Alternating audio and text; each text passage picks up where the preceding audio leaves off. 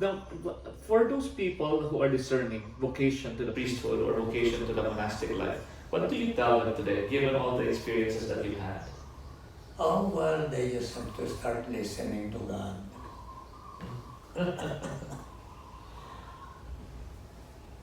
Because when God calls you to a way of life, He does not change. That's what I call Elijah. He doesn't say, oh, I chose you to be a monk today, but after 4 years, I will not choose you anymore. I changed my mind. No, that is not God. As the prophet Isaiah would say, from my mother's womb. But you just have to listen, because it is through the events of your life that God will give you the direction. And sometimes, if the listening is not properly done, they just have to consult people who can discern. Like I consulted Mother Alexis even when I was already here, Mother Mary of Christ, because I know those were the two persons who understood the kind of a life I was living. If I go to a diocesan or spiritual director, and then he will tell me I go back to the parish. Right. So, people who know the mind of God, you will have to consult them. But of course, so the listening takes place much in prayer. In prayer, I think that must be a key element too. Because if you pray, then everything comes clear. But for those who don't know, everybody, Abbot Rabang has written a lot of books. And recently, this particular book here, Pistos Kai Eletinos, has been giving me so much to think about. So one particular part here that has been really very enlightening, eye-opening really, is this edifice, this penthouse. This penthouse of the diocesan presbyteral spirituality. Can you provide a sort of a summation of this seemingly very complex, but when he explains it, it suddenly becomes so much more. Can you give us some idea? Yeah, St. Paul in his letter to the Corinthians talks about the spiritual building, spiritual edifice. So in the spiritual life, we have to build our life. We do the building. Right now, at the back of the garage, I'm asking Anglo and Company to make a dirty lavatory where we would wash all the dishes who are not inside. So they're making it now. So the spiritual, we have to build it, and it takes time. The spiritual edifice is composed of 4 stories. The first floor or ground floor, well, in some architectural designs, they consider the second as the first floor. But anyhow, for me, the first floor is the ground floor. Then there is another floor, that's the second floor. And on top of the second floor, you build the third floor. And on top of the third floor, then there is a sort of roof deck. An attic, that's sort of. Yeah, and then on top of that roof deck, then you build the penthouse of the presbyteral spirituality. Okay. If one is a religious, consecrated person, then the penthouse is the penthouse of the consecrated life. If one is a lay person, then the penthouse is the consecrated, the life of the lay spirituality. Okay. So in other words, the foundation, the first floors are similar for everyone in a way. Yes. So that's first, second, Christianity. third, fourth. It's for everybody, whether a layman, a bishop, a priest, or it's for every baptized. I see. So the foundation being God, Christ, and Mary, that's everybody. And then the grace, the virtues, the gifts, the beatitudes, that's for everybody. Everybody. and then the struggles, the means, the virtues, the help, the purgation. That's everybody goes through all that, and then it differentiates only on the penthouse area depending on what you you go first to fall. the fourth floor, Oh, which you is the the, fourth floor. the prayer, The prayer, okay. which leads you to union with God. Okay. Now, that union with God will depend on the state of life you are in. So if I'm a monk, I am a priest, if I am a religious, so the penthouse that has to be constructed according to your state in life. If you are a lay person, then there is a penthouse for the lay person. I discussed this I think I did not give you a copy of the Life of Wayne. I discussed that so there is the priestly spirituality penthouse, then the consecrated life spirituality, the penthouse of the consecrated life spirituality, the penthouse for laity, like that. And then of course there is a penthouse for bishops. I did not write about bishops. Because they're doctors of divinity. Although I heard one young person said, I want to go to Harvard to study divinity. So that when I go back to the diocese, I would go home with a DD, Doctor of Divinity degree, not an honorary degree. A real DD. So that's the edifice. You have to go through that, and you cannot escape any of the floors. So if you escape one floor, and then you go to the penthouse of the Presbyterian spirituality, then something will be wrong with the construction of your penthouse. The penthouse will crumble Yes. if one of these others are not in place. And you cannot skip a floor and then go to that. Although, when you will be living already the life, yeah, you can go back to the ground floor, the first floor, second floor, third floor, like that. But even if you have reached the summit of the life, the prayer life, it does not mean that you no longer discipline yourself, you no longer struggle. So there will still be the first floor, second floor, third floor, fourth floor. You don't remove them once the penthouse is constructed. Yes. Okay. Yeah, so this is very, very ideal for just kind of, it's for, again, it's for everybody in a way, because if you're reading the spirituality from the foundations of the earlier floors, there's a lot to pick up from this book. Yes. So anyway, congratulations. Thank you for that, for writing that down. It's something I can go back to over and over again. Oh yeah. So thank you. Now there's another curious book that I kind of looked through, and I probably read all the way to like maybe that part with the Exorcism. yeah, because this is a book on real exorcisms that happen. Yes. Both the real ones and then the fake ones, where the person is actually not possessed by the devil. Yeah. So this is a very interesting book. How did you? I mean, I can imagine that this being an actual experiential writing, you wrote based on your experiences. I mean, is this how did you get into this? Is this something you anticipated that you will be facing these situations? No anticipation whatsoever.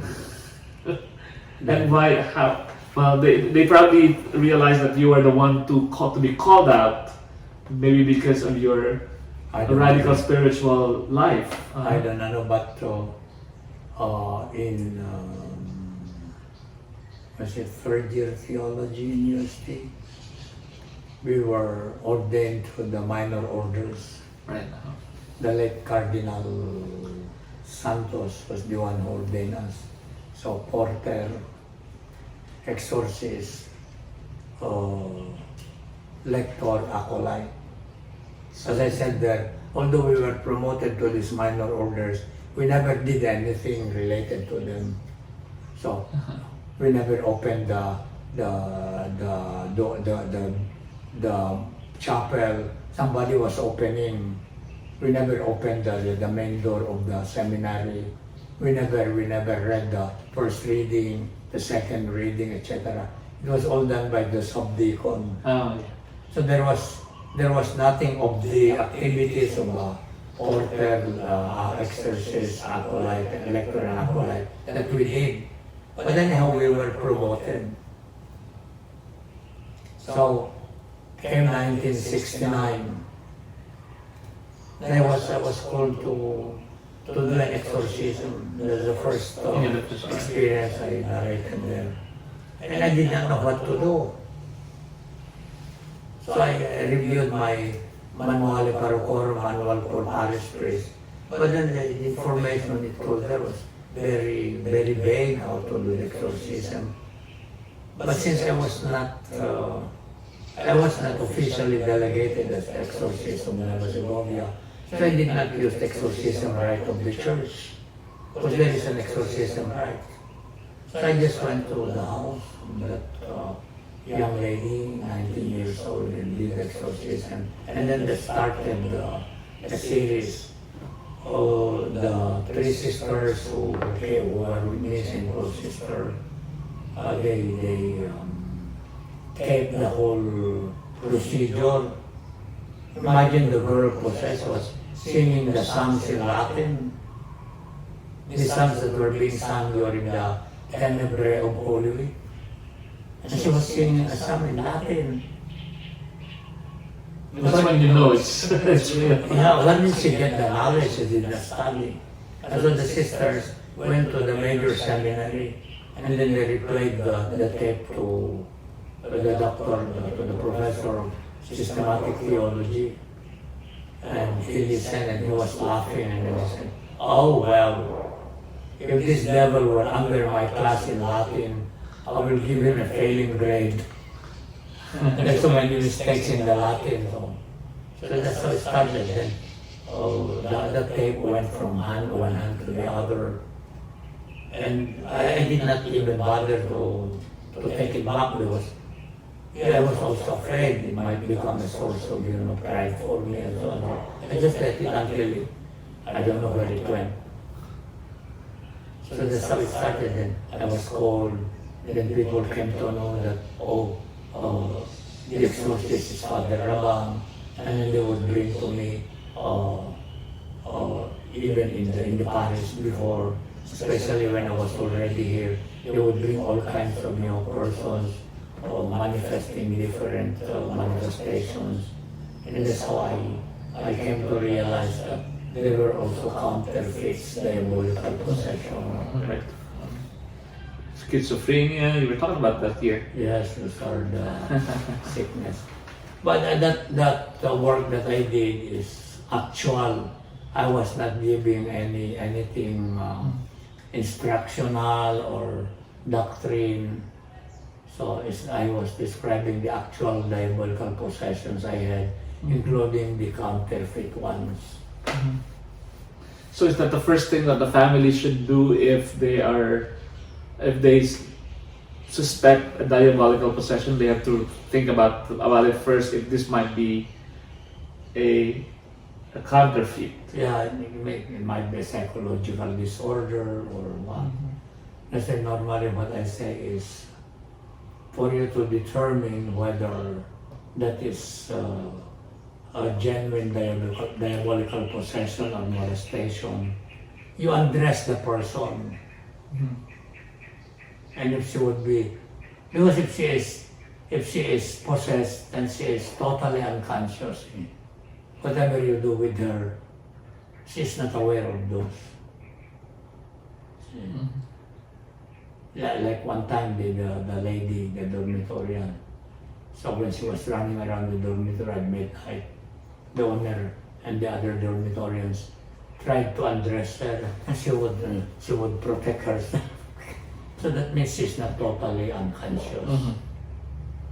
That's when you know that it's a counterfeit. Yes. Very interesting, everybody. Diabolical possessions and counterfeits. Um, I think that now that you are here and you're sort of quieting down in your own space as a monk. What are some of the realizations you have about the priesthood, the monastic life that maybe you think might benefit people that are not aware of when the monastic life? Because there's so many misunderstanding or misconception about monasticism, about the priesthood in the world today. Yeah. Well, for many people, including religious sisters, they equate monasticism with the priesthood, or priesthood equals monasticism. And in my case, I think part of the prejudice is God called me to be a monk after I was ordained priest. Mm-hmm. See? And so that's why in all my works and in all my signatures, I do not put FR, no father. Mm-hmm. It's just Santos Rabang. But just the same, people know me as Father Rabang, and at the same time, I got into the monastery. So they begin to confuse the priesthood with monasticism. Although, in the monastic life, according to Saint Benedict, there have to be a few priests to celebrate the Eucharist, Mm-hmm. and then who hear the confessions of the monks. That's all that the priest of the monastery would do. To celebrate the Eucharist, they take turns in being the principal celebrant, and then the brothers, the monks, they select any of the priests to go to for confession. Now there are monks who are contemplative. There are some monks who are missionaries. Mm-hmm. So the missionary monks, well, they still live the monastic life, but they go out, they function like any other missionary. And that's what you would be considered a missionary monk. Yes. So the title during the Middle Ages is hieromonachos. Hieros, Mm-hmm. hieros in Greek is priest. Mm-hmm. Monachos is monks, so the priest monks. But many people confuse monks and priests. Because it's possible to be a monk and not be a priest. Generally, monks are not priests. Mm-hmm. In the beginning, in the history of monasticism, they were all lay people. The ones who went to the caves and then the desert. the deserts. They were all lay people. It was only when the church began to control the monastic life that these differentiations came about. Mm-hmm. And especially during the Middle Ages, the emperors and kings were the ones who constructed the monastery buildings.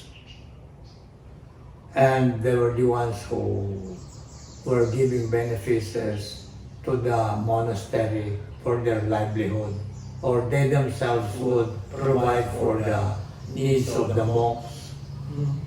Because in the hierarchy of the civil life, so the kings were in charge of the administration, the soldiers would take care of the peace and order within the empire, and the monks would be praying. And then afterwards, the kings and the emperors also gave the monks slaves, the serfs. But then in order to give them a kind of a status, they were considered as oblates. And so they were also the habit of the monks, but they were not really participating in the divine office. Mm-hmm. So that came as a kind of an arrangement of the monastic life during the Middle Ages. Mm-hmm. But in the beginning, there were no priests. They were all lay people. So for their Sunday Mass, they would go to the nearest parish for the Eucharistic celebration, but they went there unnoticed, no? Sometimes they would be hiding behind the pillars of the church so that they would not be noticed by the people. See. Yeah. And the defining thing about monasticism is the silence, the prayer, the disposition for God. Originally, what gave the monk the name of the monk was he was to live in solitude. Solitude. Meaning to say, outside the ordinary framework of societal living. That's why they were going outside the cities and so on. So that's one of the defining elements. And then his life is centered on prayer. For some monks, exclusively for prayer. They had no apostolate, they had no ministry. And then they have to live by the sweat of their brow, they have to work and earn their living. So those are the three defining elements of the monastery.